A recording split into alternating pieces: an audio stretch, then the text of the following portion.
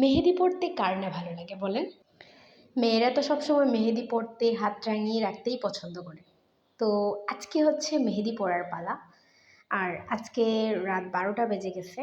তো রাত ১২টার পর আমরা খাওয়া-দাওয়া শেষ করে আমি আর আমার বোন দুজন বসে পড়েছি মেহেদি পড়ার জন্য।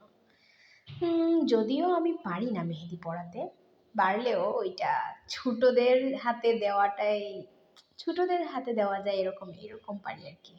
তো আমার আপুর হাতের মেহেদি কিন্তু খুবই সুন্দর হয়। পার্সোনালি বলছি, সবাইকে সুন্দর করে গুছিয়ে দেয়।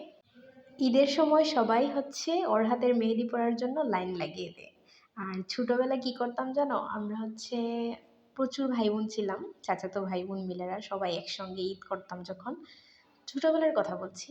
তখন কিন্তু মেহেদি পরার জন্য সবাই একজনের পর আরেকজন, প্রথমে কেউই দিতে চাইতো না। লাস্টের দিকে কিন্তু মেহেদি পড়াতে পড়াতে হাত কিন্তু অনেক কি হয়ে যায় আর কি, মানে ইজি হয়ে যায়, তো সুন্দর হয় লাস্টের দিকে। তো সবাই লাইন ধরে থাকতো, আমি ওর পরে আমি, আমার পরেও, মানে এরকম একটা অবস্থা। আর তখন কিন্তু খুব ভালো লাগতো, চাঁদ রাতের কথা মনে পড়ে গেল আর কি। ছোটবেলার চাঁদরা তো খুব সুন্দর হতো, সারা রাত জেগে মেহেদি দিতাম, দেন হচ্ছে সকালের জন্য ওয়েট করতাম রং কীরকম হবে। আর এটা হচ্ছে আমি কবেকার ঘটনা বলছি, 2011-12 এরকম। আর তখন কিন্তু মেহেদিটা ছিল শাহজাদি, এগুলাই দিতাম। আর এখন তো অনেক ধরনের মেহেদি বেরোইছে, আর স্মার্ট, মুমতাজ, কত ধরনের, কিন্তু এগুলা ভালোই লাগে না। রং না হলেও আমার কাবেরি ভালো লাগে। আর তখনকার সময়ে কিন্তু আমরা শাহজাদি পড়তাম, সারা রাত রেখে সকালে ঘুম থেকে উঠে সবাই মিলে গোল মিটিং করতাম দাঁড়িয়ে, ঘুম থেকে 5টার দিকে উঠে সবাই দেখতাম কার হাতের রং বেশি হয়েছে, গাঢ় হয়েছে, সুন্দর হয়েছে, কার ডিজাইন ভালো হয়েছে, এরকম আর কি।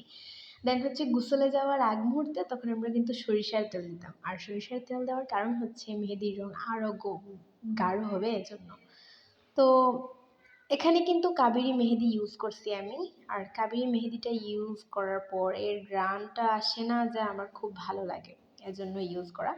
আর আমার ডিজাইনটা কেমন হয়েছে অবশ্যই জানাতে ভুলবেন না। আসসালামু আলাইকুম, আল্লাহ হাফেজ।